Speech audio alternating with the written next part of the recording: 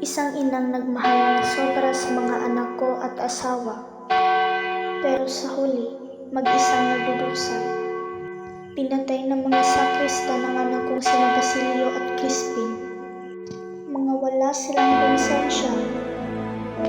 Si Pedro, ang asawa kong kalaboy-laboy. Kahit sinasaktan ako at pinupog ko, andito pa rin ako.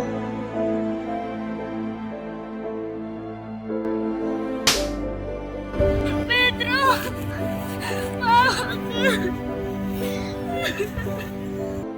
Sinasaktan, inaalpos lang ng aking pinakamamahal na asawa. Crispin? Basilio? Mga anak ko, ayos na ba kayo? Sabihin niyo sa akin, ayos na ba kayo?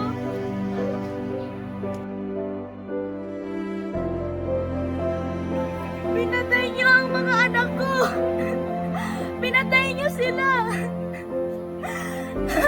Isang mapagmahal na ina at asawa, inabuso ng malupit na mundo, pinahirapan, sinaktan, tinanggalan ng karapatan at hustisya.